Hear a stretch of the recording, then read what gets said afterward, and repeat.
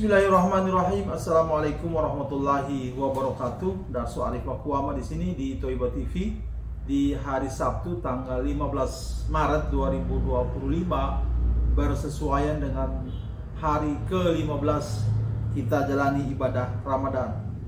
Kita kali ini mau membahas soal perkara yang dialami oleh Jam'an Khotib Mansur atau Yusuf Mansur.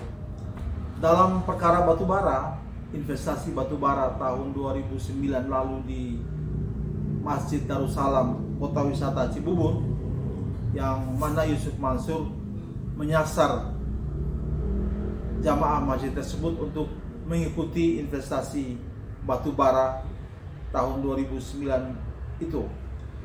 Ada dua orang yang menggugat Yusuf Mansur.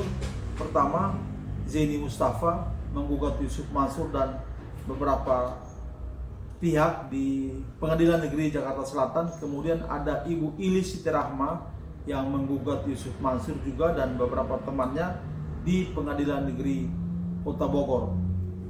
Untuk Ibu Ilis Siti Rahma, gugatan Ibu Ilis Siti Rahma itu diterima oleh Pengadilan Negeri Kota Bogor. Kemudian Yusuf Mansur dan beberapa pihak itu diwajibkan untuk membayar ganti rugi sebesar kurang lebih 3 miliar sekian. Yusuf Mansur kemudian melakukan upaya banding di Pengadilan Tinggi Jawa Barat. Di sana upaya banding Yusuf Mansur itu ditolak oleh Pengadilan Tinggi Jawa Barat dan memperkuat keputusan Pengadilan Negeri Kota Bogor. Tidak puas sampai di situ, Yusuf Mansur juga melakukan upaya kasasi ke Mahkamah Agung. Nah, upaya kasasi ke Mahkamah Agung ini masih kita menunggu hasilnya.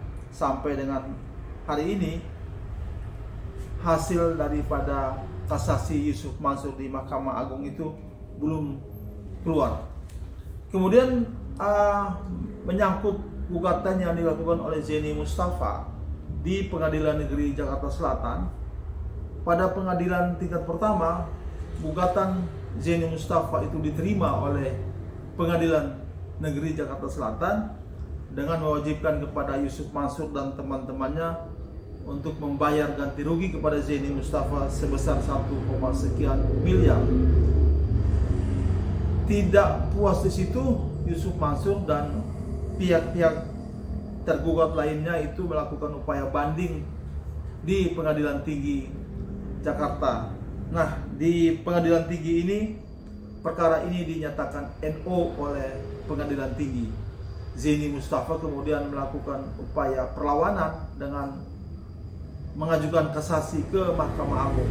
Di Mahkamah Agung ini juga hakim di Mahkamah Agung memutuskan memperkuat keputusan di Pengadilan Tinggi Jakarta, yakni dengan meng-NO-kan perkara ini lagi. Zeni Mustafa kemudian menemukan bukti-bukti baru atau novum dalam istilah hukum. Nah, kemudian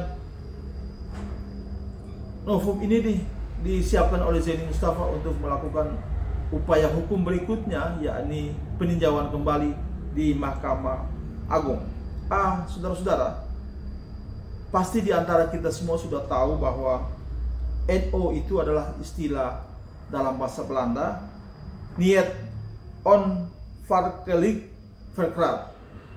Saya tidak biasa menyebut istilah-istilah hukum ini sehingga ketika menyebutnya agak kaku di lidah. Bisa juga penyebutan saya salah ini. Penyebutan saya ini tidak begitu benar kedengarannya. Jadi sebuah perkara dinyatakan NO oleh pengadilan itu karena perkara tersebut tidak dapat diproses hakim. Karena perkara tersebut dinilai oleh hakim yang mengadili itu masih memiliki cacat formil.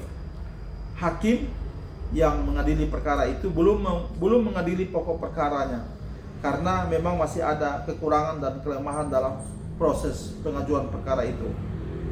Akibatnya tidak ada objek gugatan dalam perkara tersebut yang dieksekusi.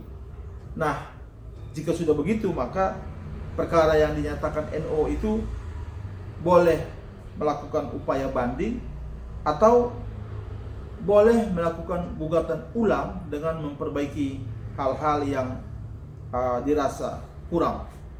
Tapi oleh Yusuf Mansur, masalah ini dipublikasikan bahwa dia telah memenangkan perkara tersebut. Jadi sekali lagi saudara-saudara,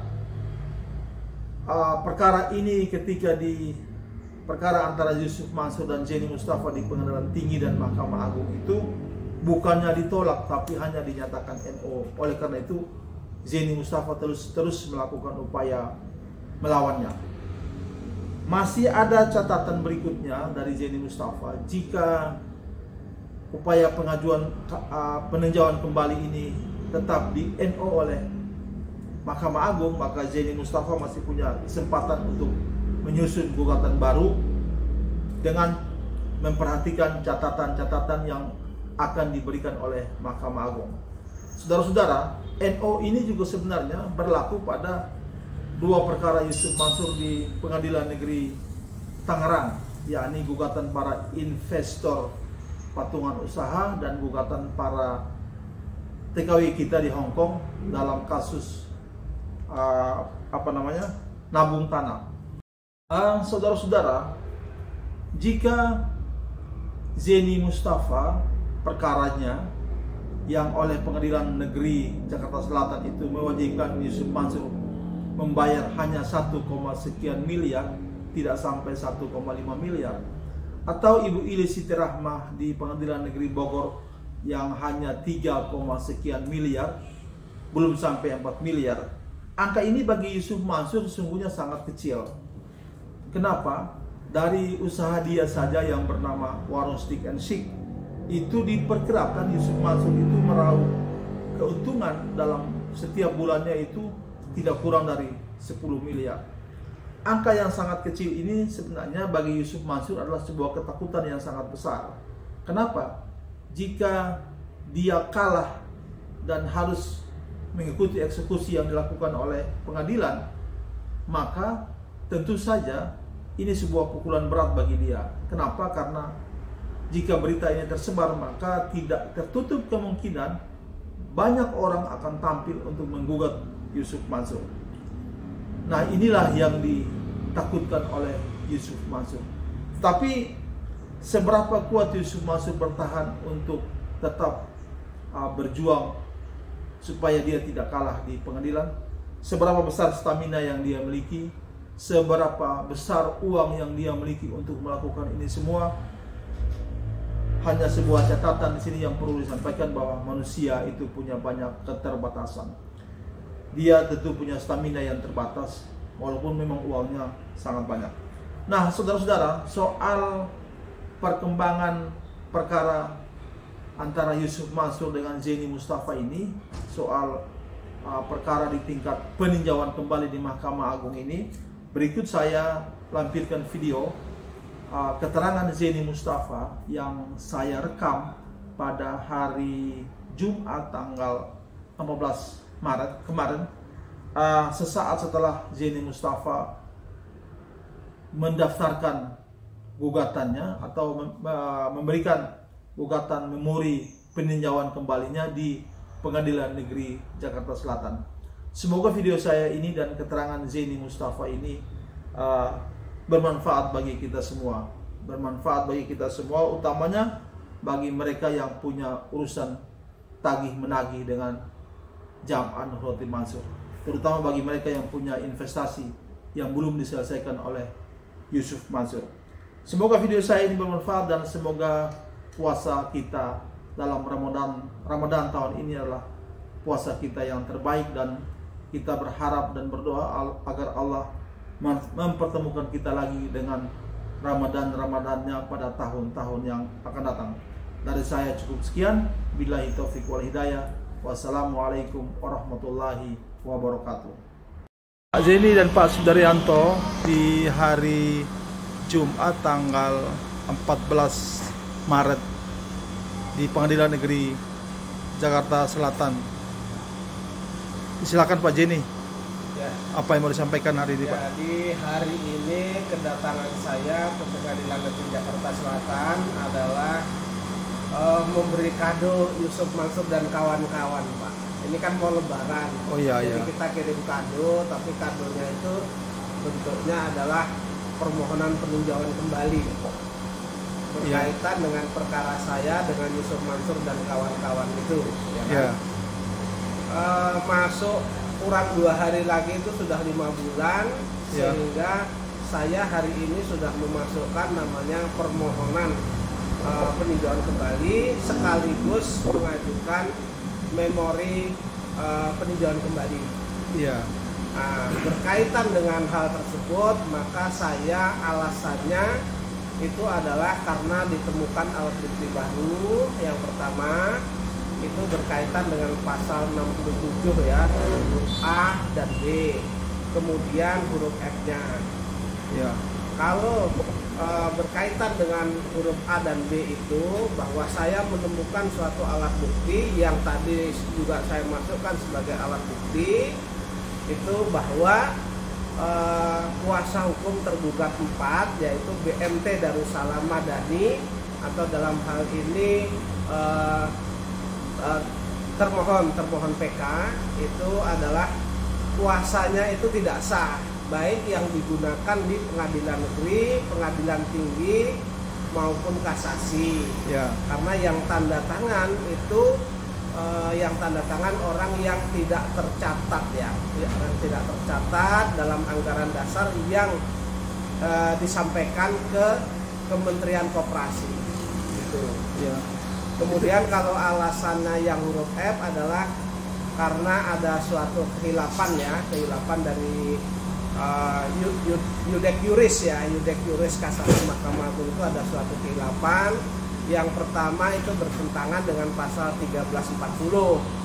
Karena putusan pengadilan tinggi kemudian dibenarkan oleh Yudek Yuris Mahkamah Agung itu, yang mereka pertimbangannya bahwa ada satu alat bukti yang itu dibebankan kepada saya.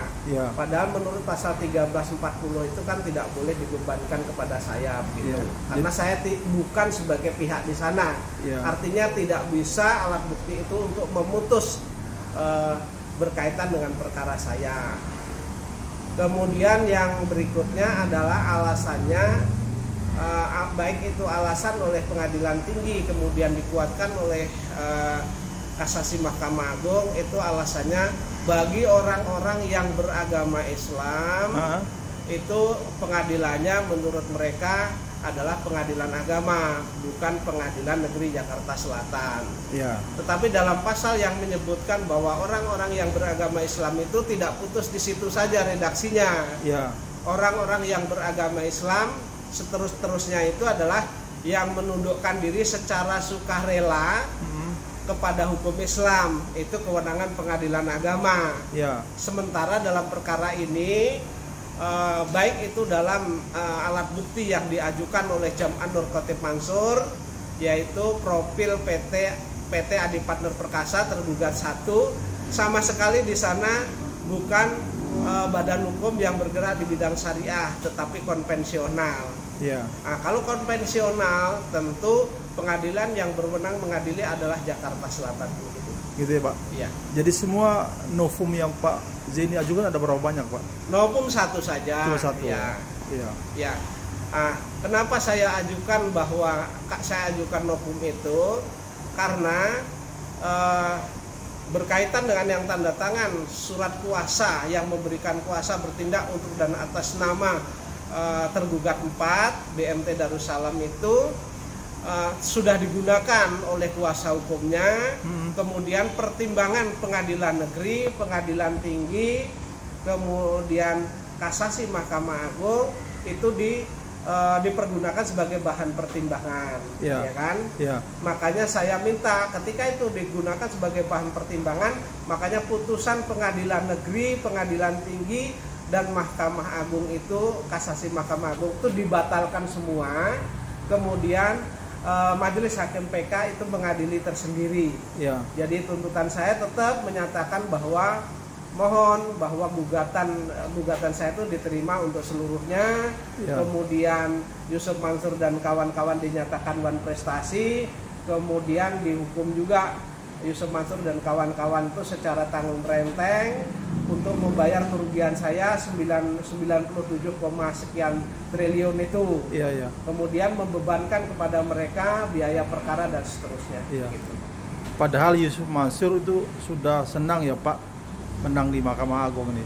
Ya, jadi karena mungkin dikasih tahu masukan bahwa seolah-olah menang, tapi padahal kan belum, karena gugatan itu bukan ditolak, hanya tidak diterima. Iya.